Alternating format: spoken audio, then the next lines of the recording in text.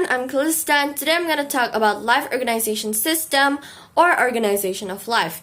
Now as you know, life organization system have levels such as starting from atoms, molecules, and others. So let's just start from cells today.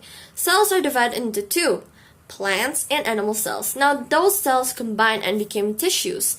Tissues are as well divided into two, which is animal and plant.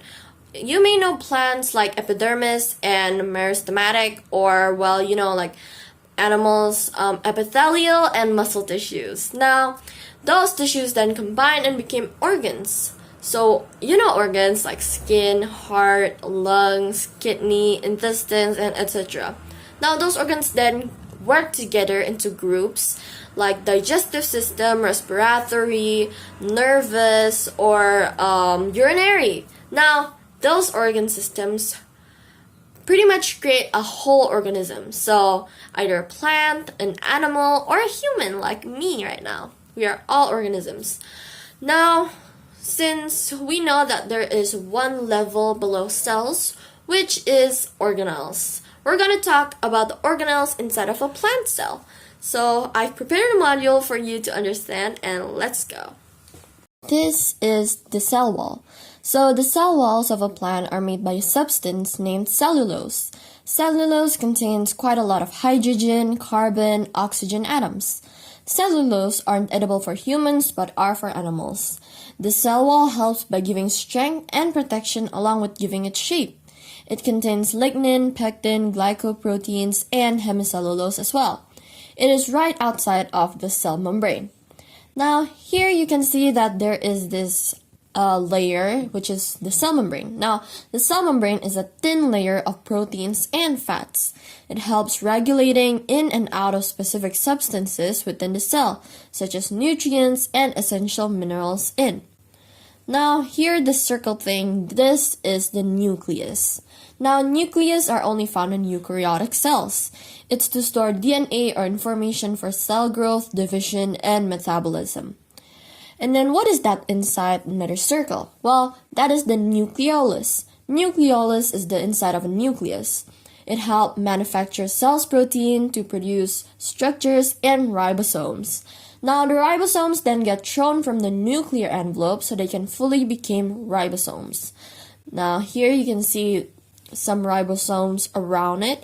Well, ribosomes are found all around cytoplasm, or sometimes in the nuclear envelope where, they're originally where they come from. Now, they link together amino acids so that the chain can push into the ER. Then the ER sends it to the Golgi apparatus. Now, what is ER? Well, ER stands for endoplasmic reticulum. There are two kinds of ER, which is smooth endoplasmic reticulum and rough. Now, let's go to first smooth. It contains enzymes to create lipids. It can also detoxify substances. It stores ions for the cell if it needs, maybe for energy in muscle cells. Next, the rough one here. Well, it looks a little bit wavy or bumpy because of ribosomes, and the rough ER helps in synthesis and packaging of proteins that are made by ribosomes. Now, what is the Golgi apparatus? You can see this curly thing. Well, they are in every eukaryotic cells. They distribute synthesized macromolecules to various parts of cell. It contains stacks and layers of membrane called Golgi bodies. It cut big proteins into tiny hormones to be combined with carbohydrates and make molecules. You can see there are a little bit of these tiny dots around Golgi apparatus. Well, there are Golgi vesicles. They sort cell proteins and membranes to direct them in their right place.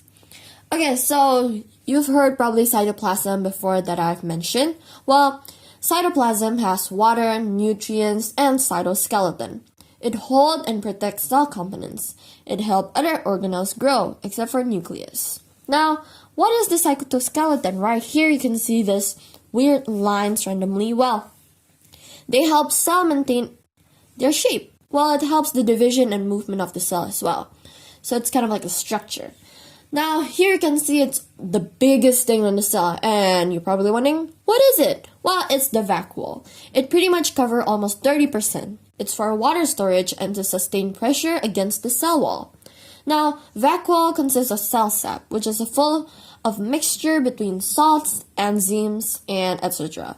The vacuole strengthens the plant. It can export useless things that the cell no longer needs. Next, we're going to plastids. So here in this plant cell, you can see two types of plastids, but let's see what is it first. So plastids are organelles that used to make and store compounds. It has double membrane, one from real bacteria and another from plant cell. Chloroplasts are the most important plastids. It makes light energy to sugar and oxygen. The oxygen is for us to breathe, of course, and here you can see a few of these chloroplasts. Okay, next is amyloplasts. Amyloplasts are plastids that store starch granules. It helps plant roots grow as well, downwards.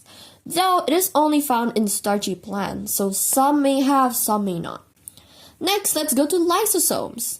Well, what is lysosomes? Right here you can see there. Well, it digests cells. They are sacs full of enzymes that break down cellular waste or debris from outside to make compounds, then transfer to cytoplasm.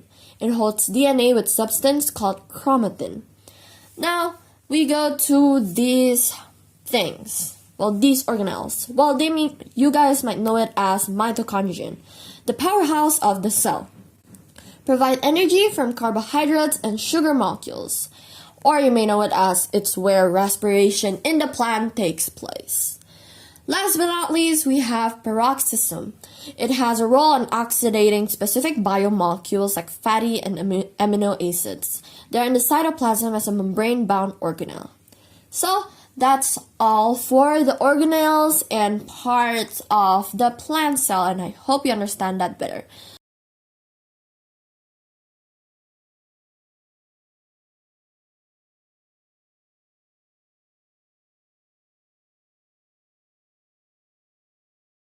So, what do you guys learn from this? I'm gonna start for myself.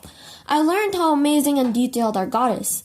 Everyone understand how great is our God, but through learning this topic, you can appreciate the little things God do and create, as well as how even the tiniest things or living things play a big role, and we need it.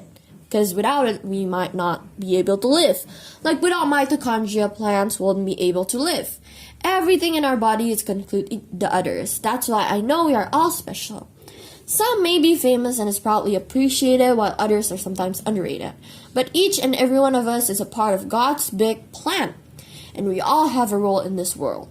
Maybe you know how everyone's fingerprints are different, but it's amazing when you give a time to think about it, how God is so creative.